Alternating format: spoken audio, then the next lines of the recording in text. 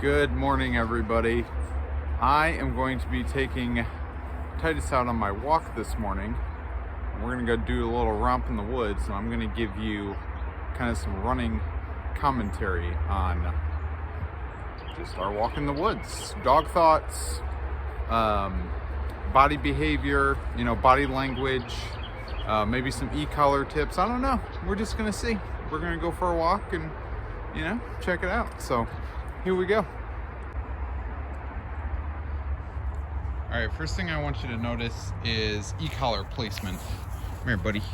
So it's high on the neck. I like the spot right behind kind of the base of the skull here, that little pocket right behind, hey buds, right behind their ear. And you want it tight, but not too tight. If you can get 2 fingers under there, that's good. A good tip I learned yesterday, just in researching this, when you cinch it up, get the fur out of the collar under here, because it'll give you a good fit. You can also, Titus's has a lot of scruff. Look at all that meat. So when I put his on, I kind of pull this scruff out from under the collar, so the contact points are really good and a good fit.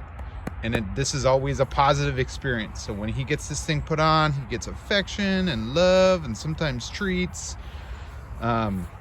Always keep it a good thing every time we go out. So here we go.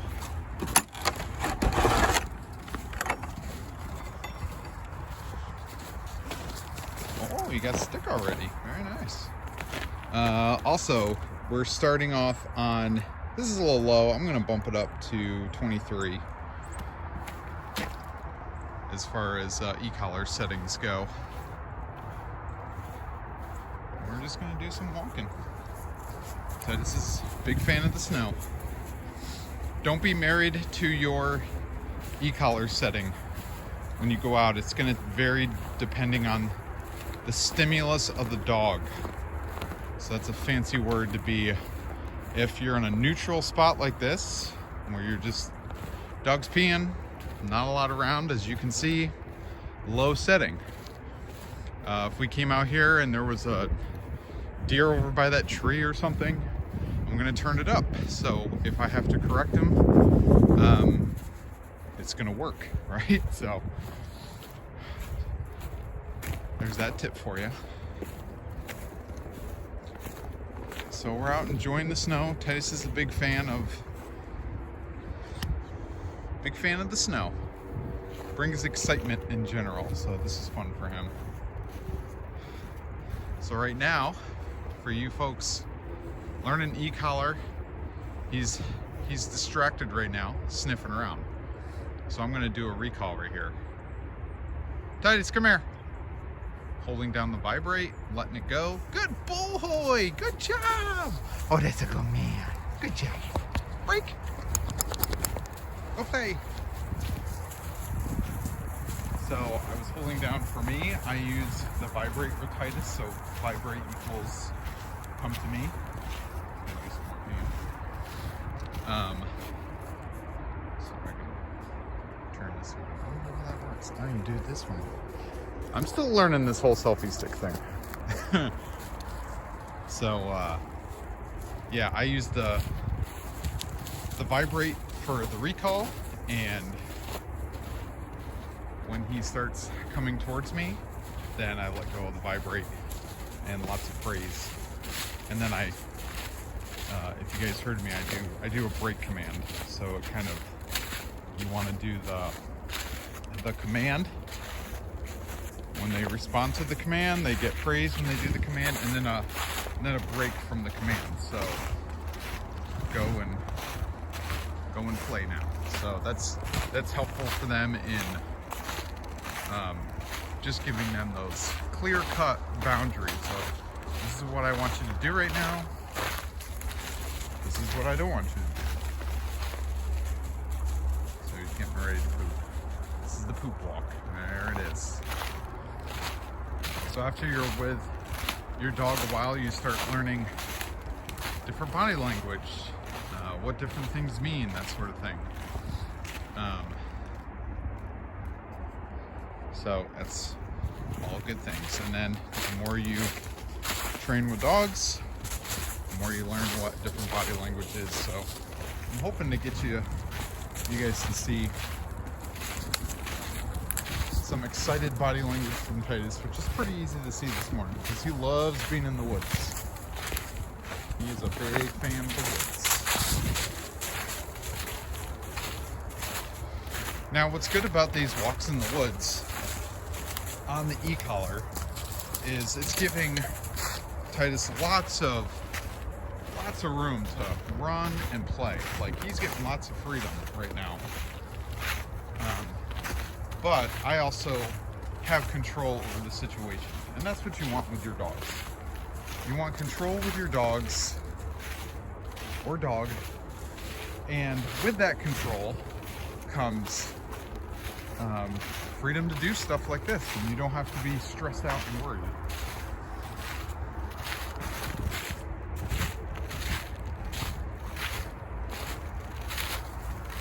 And what you'll notice here, Titus is, that's a good distance away, but I'm just gonna keep walking this way, and he's gonna stay with me, because this is what packs do. They travel together. Good job, buddy. There he is, following me around.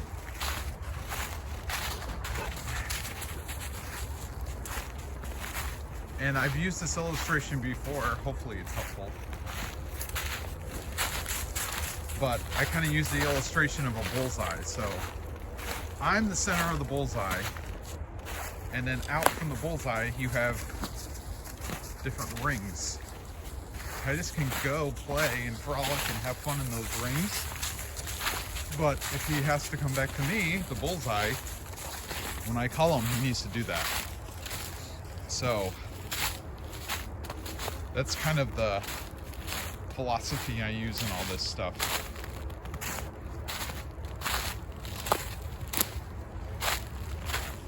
And besides that one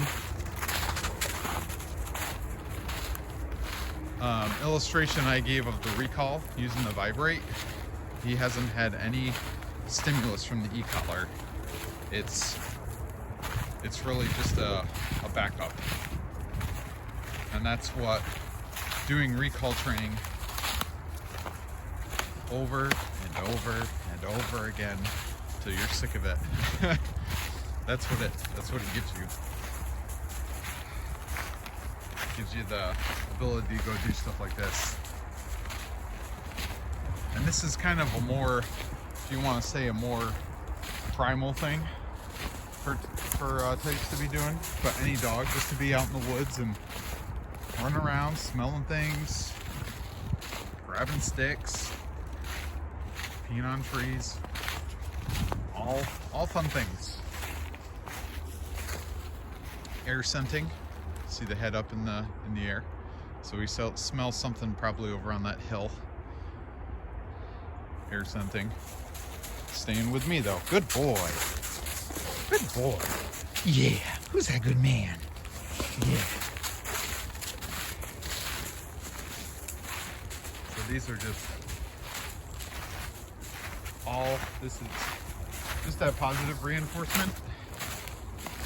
He doesn't always have to do a certain command to get praise, right? If your dog is doing something you like doing, you praise him for it. That goes a long way just in your general relationship with your dog. And then correcting or punishing when they do something you don't like them doing. But it's important that they know what it is you expect of them. And that's where teaching the command is super, super important. I've made this mistake. I think a lot of people make the mistake where you assume the dog knows a command because they've done it 5 times, whatever the number is. But that might not be the case. They might have sort of put something together. There's some more air scenting. So something's going on over on the other side of that hill. But anyways, back to my point. That might not might not be the case. They might not know what it is you want them to do. So you train the command over and over and over again. And then once they understand it, then you can begin correcting when they don't do the command that you want them to do.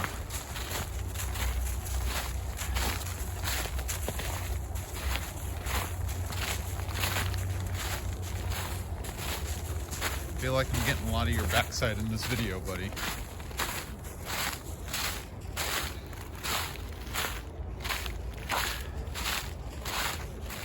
So this is also just obviously a great way for your dog to exercise, have fun,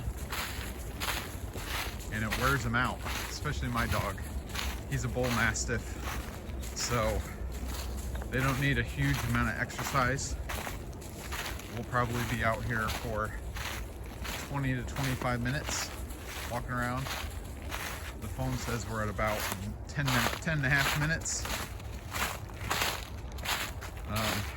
So we'll probably get 20 minutes when we're done with this, and it's about all he needs for the morning. Come on, bud. Good boy. Good job.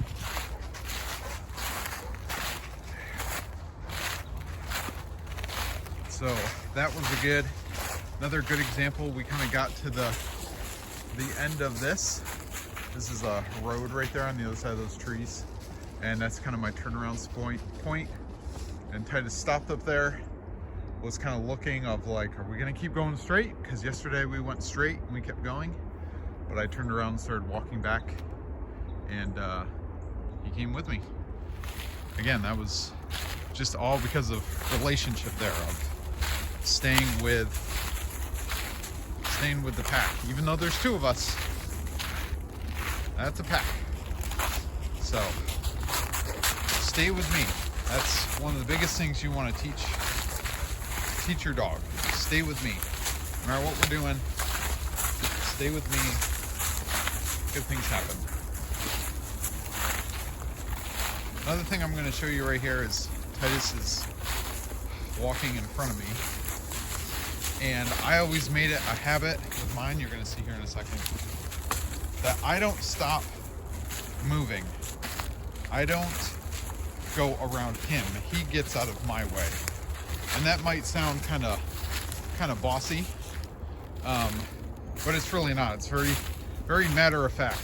Like, I'm the one in charge. This is my path I'm walking on. You need to stay out of my way and give me my space. And what I do for that is if he's walking in front of me, he likes to stop and smell right in front of me. I'll just tap him on the back of the legs with my boot.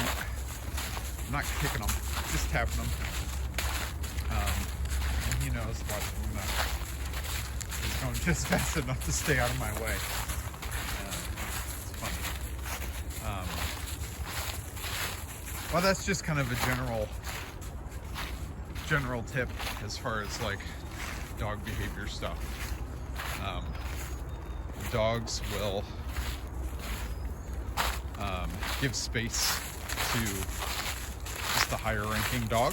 So you might see that with dogs playing. Say one dog has a ball or a stick.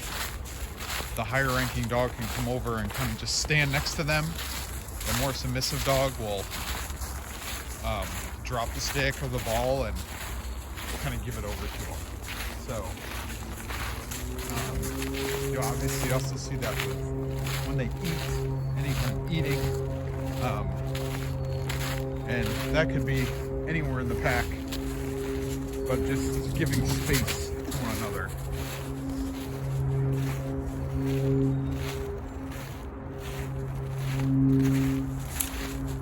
Nice stick, bud. That's a big one. Yeah.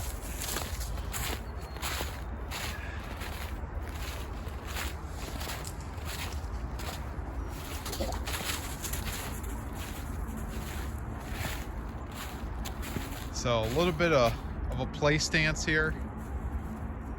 Head's a little lowered. He's enjoying that stick.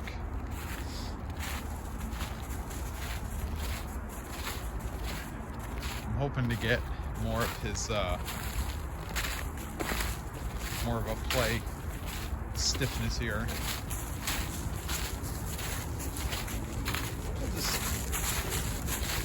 But generally what my dog does, there's different, sometimes it can be a little bit different. There's always nuances in dog body language, but most people are familiar with like the play bow, where they like flop down. So this is kind of just curious what's going on. Still picking up on something on the other side of that hill. But we're just gonna keep moving, right, buddy? Yeah. But yeah, you'll see most people are familiar with the play bow, where they kind of drop on their front legs, stick their butt up in the air, and that's like an invitation to play. But there's nuance in that. Sometimes you'll see dogs get stiff. They'll get stiff, their tail will kind of get stiff in kind of that middle position. Not a high up position, a middle position. And then they'll quick, like, pew, go taking off running or something like that.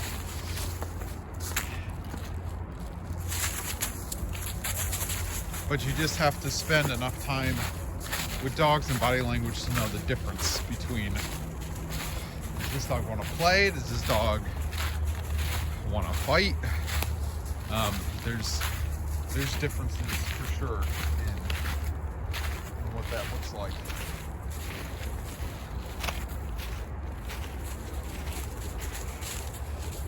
Come on, big man. Come on, big man. Yeah. Yeah. You having fun? Good boy. Yeah.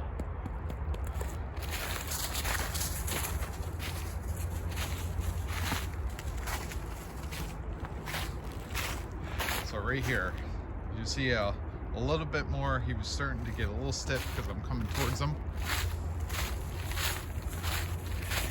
It was a little bit like he was gonna start going that route, and then he kind of changed his mind there as far as wanting to play. He'll wait till I get close, and then pew, he'll go taking off running.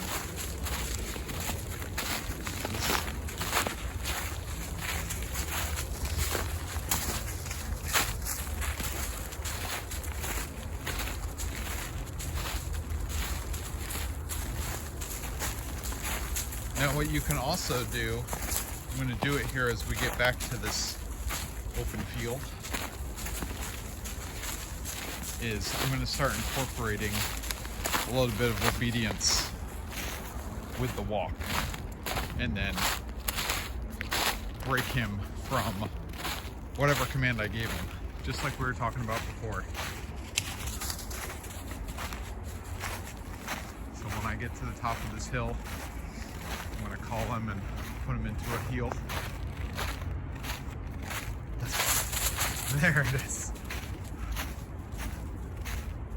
And then I'll break him of that command and set him free to play. It's kind of like red light, green light. Like, do this until you're free. Tight his heel.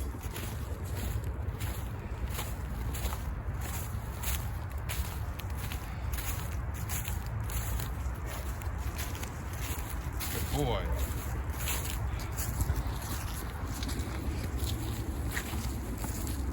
Good job, bud.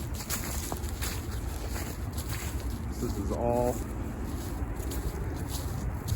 doing our heel training here. Change direction a little bit. Good job, buddy.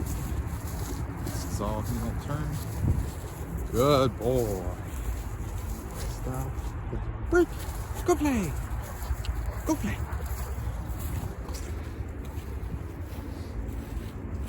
Hopefully I got that on video. So right here, see the little stiffness? See the tail gets stiff a little bit, kind of like a statue. Now if I walk towards him, he's gonna go, what'd you do? Hey, there it is, yeah.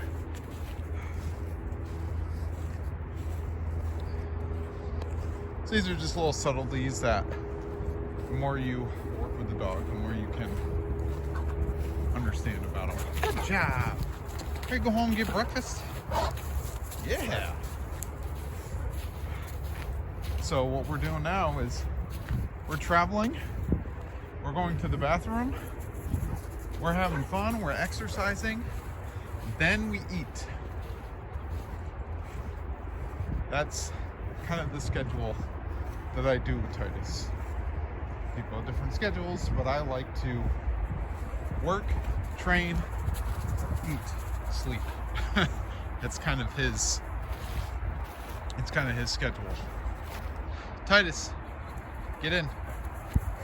So the get in command is just to have him next to me.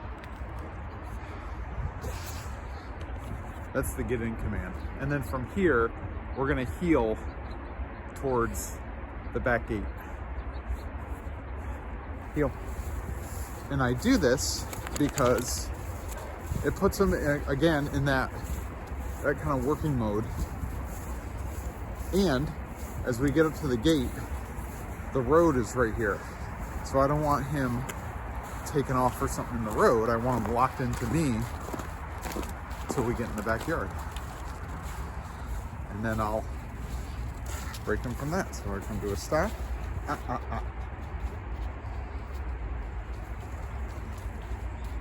Good. Break. So what I did right there, I don't know if you guys could see that or not. We came through the gate. I came to a stop. And he was out in front of me a little bit. So I said, and I corrected with the e-collar, and I was bumping the button on the e-collar until he got back in the right position. So what you'll see is dogs will kind of go through this Rolodex of what do you want, right? So I stopped, he was out in front of me. What I want is you next to me in the heel position, which you know. Back to what we talked about earlier. So I'm correct, until he sat down. He was like, you want me to sit? Correct. And then he got up and he backed up next to me, stopped correcting. Then I broke him from that to, okay, you're done working. So that's kind of a way to correct for the behavior that he wasn't doing. So those are kind of the basics on those things. So that's it for our walk today. I hope it was helpful. I hope you got some good tips from it. If you have questions, let me know. You can hit me up on Instagram. It's at compk9 on Instagram. You can email me at compk9@outlook.com if you have any questions. That comp is with a K, by the way. So KOMP K9. But yeah, hit me up with your questions. Would love to. I love doing this stuff. So love to help you out with anything that you have questions on. If you need training, let me know. Love to do it. And we'll see you next time.